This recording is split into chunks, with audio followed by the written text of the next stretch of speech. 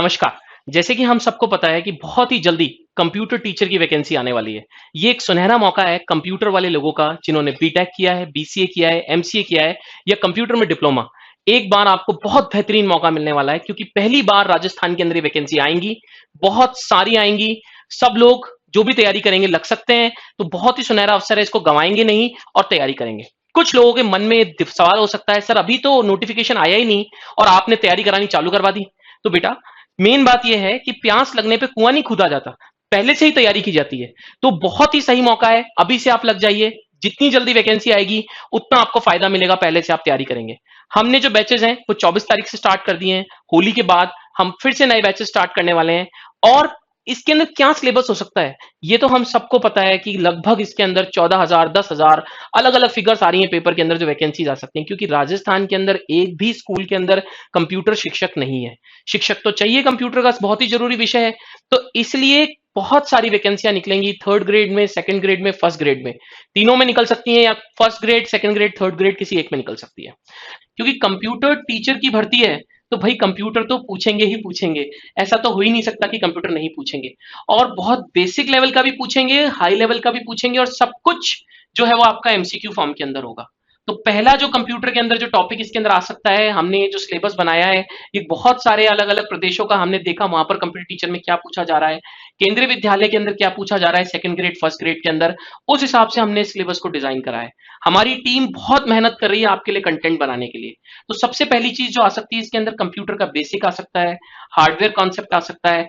आपका ऑफिस तो आएगा ही आएगा, क्योंकि पढ़ाया भी जाता है ये बच्चों को और पूछा भी जाता है। और नेटवर्किंग एक बहुत ही इंपॉर्टेंट चीज है जिसके अंदर आपको नेटवर्किंग से रिलेटेड सवाल पूछे जाएंगे। अगली बात, बहुत सारी प्रोग्रामिंग लैंग्वेजेस आपने अपनी ग्रेजुएशन लेवल के अंदर पढ़ी होंगी, अपने आपने पढ़ाई करते वक्त पढ़ी होंगी, पर तीन भाषाओं को मैं मानता हूं जो बहुत ज्यादा जरूरी है। एक सी, एक सी प्लस प्लस और एक जावा। इन तीनों पर तो प्रश्न आएंगे ही आएंगे। जिन लोगों ने प्रोग्रामर का पेपर दिया है, प्रोग्रामर में जरूर डीप नॉलेज पूछी जाती है, बट यहां पर भी प्रोग्रामिंग पूछी जाएगी। और दो ही चीजें हैं जो मुझे लगता है बहुत ज्यादा महत्वपूर्ण होंगी, एक तो प्रोग्रामिंग और एक नेटवर्किंग। इन दोनों में से बहुत प्रश्न बन सकते हैं। तो आप हमारे साथ जुड़िए। हमारी ऑनलाइन क्लासेस भी हैं, ऑफलाइन क्लासेस भी हैं। हम 10 साल से आईटी सेक्टर के अंदर हैं। मैं खुद 10 साल से कंप्यूटर पढ़ा रहा हूं। लगातार हमारी टीम आपके लिए काम कर रही है। तो देखते रहिए, जुड़े रहिए। धन्यवाद। नमस्कार। तो हम कंप्यूटर टीचर का पहला वीडियो आपके सामने लेकर आए हैं।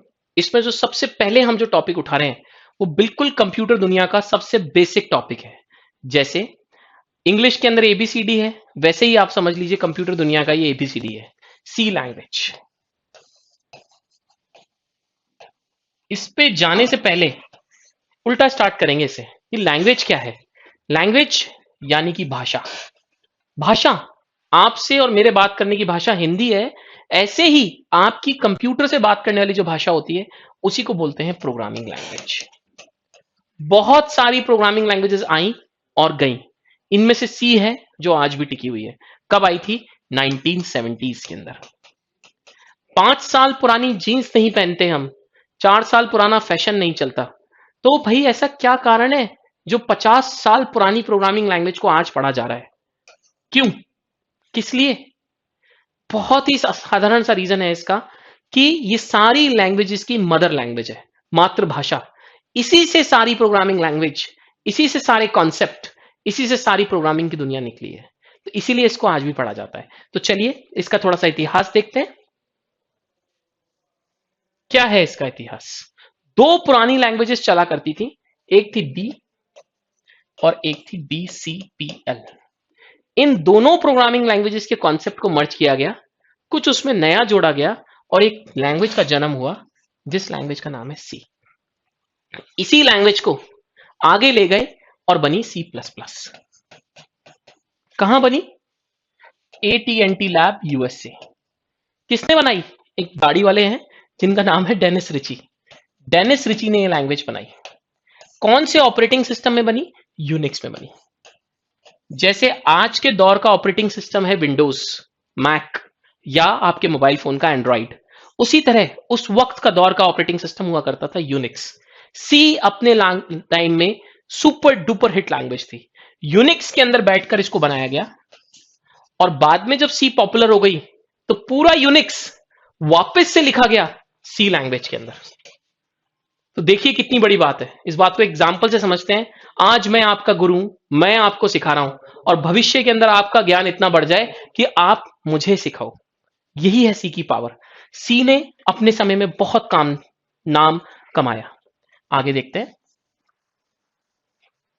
सी लैंग्वेज पे जाने से पहले प्रोग्रामिंग लैंग्वेज की बात करते हैं। क्या है प्रोग्रामिंग लैंग्वेज? कंप्यूटर से बात करने वाली भाषा प्रोग्रामिंग लैंग्वेज है। इसको दो कैटेगरी में डिवाइड कर सकते हो, low level, high level. Low level मतलब पुरानी, उस जमाने की। दो कैटेगरी में डिवाइडेड है, मशीन लैंग्वेज और असेंबली लैंग्वेज। हाई लेवल में बहुत सारी हैं, सी, सी प्लस प्लस, जावा। तो ये मशीन लैंग्वेज क्या थी भाई? इसमें सिर्फ और सिर्फ 0 1 0 1 होता था। कोई भी प्रोग्राम लिखना है तो सिर्फ 0 1 0 1 0 1 0 1 में लिखना पड़ता था। बहुत ही लंबा प्रोग्राम होता था, बहुत ही ज्यादा टाइम लगता था। सोचिए, उस वक्त में अच्छा हुआ पैदा नहीं हुए, वरना आज प्रोग्रामर नहीं होते। दूसरी असेंबली लैंग्वेज, जहां पर हमें कुछ सिंबल्स मिले, कंपैरेटिवली काम आसान हुआ, पर इतना भी नहीं। उसके बाद आई हाई लेवल लैंग्वेजेस। ये है सिमिलर टू इंग्लिश।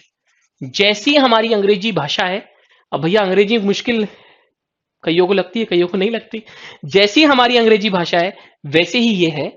इसके अंदर आप सिमिलर टू इंग्लिश के अंदर कोडिंग करते हो, और वो सब कुछ जो भी आप लिखते हो वो सब कुछ ऑटोमेटिक कन्वर्ट हो जाता है किसके अंदर? मशीन लैंग्वेज के अंदर। क्लियर है? यहां तक कोई डाउट? चलिए आगे चलते हैं, अगले कॉन्सेप्ट को समझते हैं। अच्छा, सी लैंग्वेज में चलने से पहले उसके कुछ बेसिक्स को देखते हैं। जैसे सबसे पहली चीज है वेरिएबल। क्या है वेरिएबल? नाम से ही पता चल रहा है, जो अपने आप को वेरी करे, अपनी वैल्यू को बदले, वो है वेरिएबल। जैसे आपने बनाया एक variable int a equals to 5, तो ऑटोमेटिकली इसको मेमोरी के अंदर जगह मिल जाएगी। उस जगह का नाम है a, उसकी वैल्यू है 5, और उसका कोई मेमोरी के अंदर एड्रेस भी होगा जहां वो रहता है, जैसे आपका और मेरा घर का पता है। ठीक है, तो ये होता है वेरिएबल। एक इसके जैसा ही एक और है जिसका नाम है कांस्टेंट। ये कांस्टेंट क्या चीज है? जिसकी वैल्यू फिक्स हो जाए, कभी चेंज ना हो, वो है कांस्टेंट। एक एग्जांपल से समझते हैं। वांटेड मूवी, सलमान खान भैया एक बार कमिटमेंट कर दिया तो वो अपने आप की भी नहीं सुनते। तो वही है कांस्टेंट प्रोग्रामिंग लैंग्वेज के अंदर। अगर एक बार इन्होंने कमिटमेंट कर दिया कि ए की वैल्यू 5 है, तो उस वैल्यू को कोई नहीं बदल सकता। बदलने की कोशिश करेंगे तो सिर्फ और सिर्फ एरर आएगा।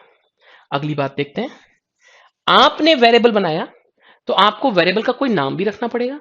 तो नाम रखने के हमारे यहां पर कुछ रूल्स हैं, नियम है, कानून है। जैसे ए नाम रख लिया आपने, ए बी रख लिया, ए बी अंडर कुछ भी रख लिया, तो इन नाम्स को आप ऐसे ही नहीं रख सकते, उसके कुछ रूल्स हैं। सबसे पहला रूल नंबर 1 क्या है? रूल नंबर 1 कि वेरिएबल का नाम स्टार्ट या तो लेटर से होगा, लेटर मतलब ए बी सी डी, या फिर अंडरस्कोर से होगा। मतलब किसी भी वेरिएबल का नाम की शुरुआत या तो आपको लेटर से करानी होगी या अंडरस्कोर से करानी होगी, कुछ और अलाउड नहीं है। पूरे नाम के अंदर सिर्फ और सिर्फ 3 चीजें आ सकती हैं, लेटर, अंडरस्कोर या फिर डिजिट। इन 3 चीजों के अलावा वेरिएबल के नाम में कुछ भी अलाउड नहीं है। वेरिएबल के नाम के अंदर कहीं पर भी स्पेस नहीं आ सकता। अगर स्पेस देंगे तो एरर मिलेगा। वेरिएबल का नाम कभी भी कोई रिजर्व वर्ड नहीं हो सकता। रिजर्व वर्ड क्या है अभी मैं आपको समझाऊंगा। यहां तक बात समझ में आई? अब एग्जाम के अंदर जो भी कंप्यूटर से रिलेटेड एग्जाम होते हैं उसमें क्वेश्चन कैसे आ सकता है? आपको उन्होंने 4 वेरिएबल के नाम दे दिए और आपको पहचानना है कि इनमें से सही कौन सा नहीं है। जैसे एक नाम लिखा हुआ है एबीसी, दूसरा नाम लिखा हुआ है 1 एबीसी, तीसरा नाम लिखा हुआ है एबीसी अंडरस्कोर, और चौथा नाम लिखा हुआ है अंडरस्कोर एबीसी। इन चारों नामों को देखने के बाद जो आपने रूल्स पढ़े, उन रूल्स से कंपेयर करके आपको बताना है कि कौन सा सही तरीके का नाम नहीं है। पहला वाला परफेक्ट है। दूसरा वाला गड़बड़ है। क्यों? सोचिए, बहुत ही आसान रीजन है, क्योंकि इसकी स्टार्टिंग डिजिट से हो रही है। पहला ही रूल कहता है कि अंक से, नंबर से, डिजिट से स्टार्टिंग नहीं हो सकती। तीसरा रूल, तीसरा नाम सही है, चौथा नाम सही है। अगली बात देखते हैं। एक चीज मैंने लिखी थी, रिजर्व वर्ड।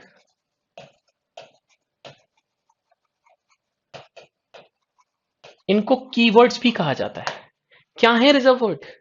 एक एग्जांपल से समझते हैं। मान लीजिए हमारे पूर्वजों के पास बहुत पैसा था और उन्होंने कोई प्रॉपर्टी काटी, एक जमीन थी उस पर कॉलोनी काटी, बट कुछ हिस्सा, बहुत बड़ी जमीन काट कर कॉलोनी बना दी, बट कुछ हिस्सा अपने लिए रिजर्व कर लिया। तो डेनिस रिची, जो पूर्वज हैं सी लैंग्वेज के, जिन्होंने सी लैंग्वेज बनाई, उन्होंने सी लैंग्वेज के अंदर सारे शब्दों को आजाद छोड़ दिया, बट 32 वर्ड्स को रिजर्व कर लिया। रिजर्व मतलब बुक कर लिया, अपने लिए फिक्स कर लिया। उन 32 वर्ड्स को, उन 32 शब्दों को आप सिर्फ वैसे ही इस्तेमाल कर सकते हैं जैसे डेनिस रिची ने बताया था, और किसी तरीके से अलाउड है ही नहीं। इनमें बहुत सारे हैं, इफ है, फॉर है, वाइल है। तो ये कुछ शब्द हैं, 32 के 32 शब्द आपको हमारे नोट्स में मिल जाएंगे, आप एक बार देखेंगे। इस पे भी एमसीक्यू आ सकता है कि आपको 4 ऑप्शन दे दिए, उनमें से एक ऐसा हुआ जो रिजर्व वर्ड है, आपको बोलना है क्या ये वैलिड वेरिएबल नेम हो सकता है, आप कहेंगे नहीं। चलिए आगे चलते हैं। अगला कुछ कॉन्सेप्ट देखते हैं सी लैंग्वेज का। एक और सी लैंग्वेज के अंदर कॉन्सेप्ट है जिसका नाम है ऑपरेटर्स। क्या है ऑपरेटर्स? ऐसे सिंबल्स जिनको देखकर ये पता चले कि कोई कैलकुलेशन होने वाली है, वो हैं आपके ऑपरेटर्स। जैसे plus, minus, multiply, greater than, less than, divide, modulus, बहुत सारे हो सकते हैं। पूरा चैप्टर आएगा ऑपरेटर के नाम से, चैप्टर नंबर 4, जिसमें सारे ऑपरेटर्स को डिटेल में पढ़ा जाएगा। बट इनको देखकर आप ये बता सकते हो कि कोई भविष्य के अंदर कैलकुलेशन होने वाली है। तो मैंने आपको क्या क्या बताया? सबसे पहले आपको मैंने बताया वेरिएबल, फिर मैंने आपको बताया वेरिएबल के बाद वेरिएबल्स के नाम रखने के कुछ नियम, एमसीक्यू आने की पूरी चांसेस। दूसरी बात मैंने आपको बताया रिजर्व वर्ड्स और कीवर्ड्स, 32 हैं टोटल। अगली बात मैंने आपको बताई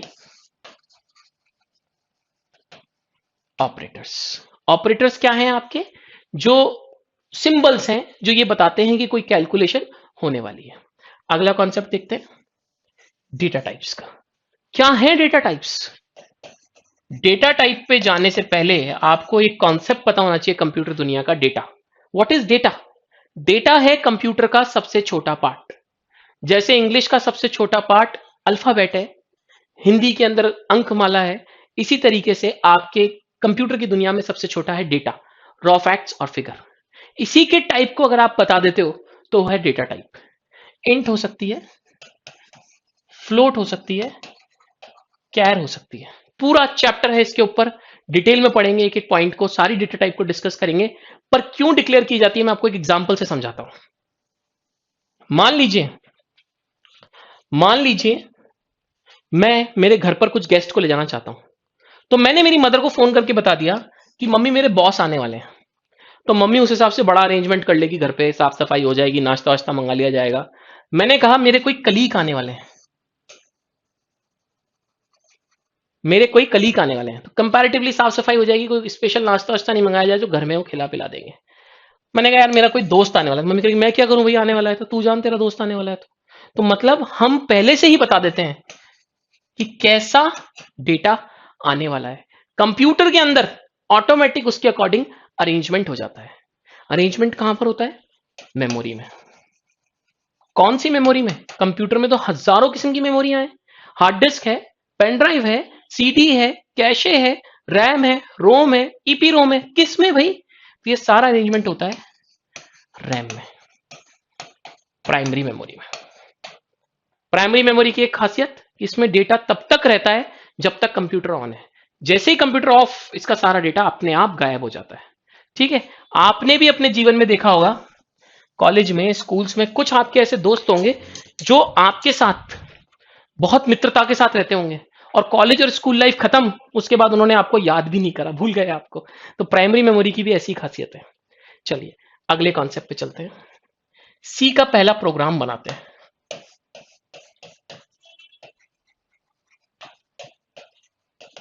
सबसे ऊपर आती है हेडर फाइल, नाम ही है हेडर, तो हेडर मतलब टॉप पे। फिर वाइड मेन, लिखा कहीं पर भी हो पर आपका प्रोग्राम वाइड मेन से ही एग्जीक्यूट, रन या चलना चालू करता है। अमिताभ बच्चन की एक लाइन मुझे याद आती है, जहां से हम खड़े होते हैं लाइन वहीं से चालू होती है। तो मेन जहां पर भी लिखा होगा आपका असली प्रोग्राम वहीं से चालू है। मेन के अंदर मान लेते हैं हमने कुछ प्रिंट कराया, जो भी आप कराना चाहते हैं, इसके अंदर बहुत सारी चीजें हो सकती है। ये कर्ली ब्रेसेस ये बता रहे हैं कि इस मेन का इलाका यहां से स्टार्ट है और यहां खत्म है। वॉइड मेन ये बता रहा है कि program will start from here, and hash include stdioh ये बता रहा है कि this is the header file. पूरा डिटेल के अंदर आपको एक एक चीज को समझाया जाएगा चैप्टर नंबर 2 के अंदर। चलिए आगे चलते हैं, कुछ और सी लैंग्वेज का इंट्रोडक्शन लेते हैं। सी लैंग्वेज कहां तक है, क्या क्या टॉपिक है और क्या क्या आप पढ़ने वाले हैं। तो मैंने आपको बताया ऑपरेटर्स एक चैप्टर बन गया, डेटा टाइप एक चैप्टर बन गई, बेसिक इंस्ट्रक्शन एक चैप्टर बन गया। अच्छा, सी लैंग्वेज किसका इस्तेमाल करती है? कंपाइलर का। कंपाइलर क्या है? एक ट्रांसलेटर जो आपके प्रोग्राम को कन्वर्ट कर देता है मशीन कोड में, पूरे प्रोग्राम को एक बार में। एक और होता है कंपाइलर का भाई, इंटरप्रेटर। ये पूरे प्रोग्राम को कन्वर्ट नहीं करता मशीन कोड में, लाइन बाय लाइन करता है। इसके लिए मैं हमेशा एग्जांपल लेता हूं, आपने कभी गाय को देखा है? गाय को आप रोटी खिलाइए, एक बार में अब पूरी खा जाएगी, that is compiler. C for cow, C for compiler. अगला है इंटरप्रेटर, इंसान आराम आराम से खाएगा, चबा चबा के, एक एक बाइट एक एक बाइट एक एक बाइट। अब एक क्वेश्चन आता है ज्यादातर एग्जाम में, कौन सी प्रोग्रामिंग लैंग्वेज क्या यूज करती है? तो सी की बात करते हैं, सी प्लस प्लस की बात करते हैं, जावा की बात करते हैं, बीते जमाने की एक और लैंग्वेज है बेसिक, एक है वीबी। तो सी और सी प्लस प्लस यूज करती है कंपाइलर, जावा यूज करती है कंपाइलर प्लस इंटरप्रेटर, बोथ, दोनों काम आते हैं उसके अंदर। ये याद रखने वाली बात है, एग्जाम में पूछी जा सकती है। वीबी और बेसिक ये यूज करती हैं ओनली इंटरप्रेटर। ठीक है, तो यहां पर मैंने आपको सी लैंग्वेज का कॉन्सेप्ट बताया, और भी बहुत सारे चैप्टर आएंगे, टोटल 13-14 चैप्टर हैं सी लैंग्वेज के अंदर, हम पढ़ते जाएंगे। चलिए, थैंक यू सो मच।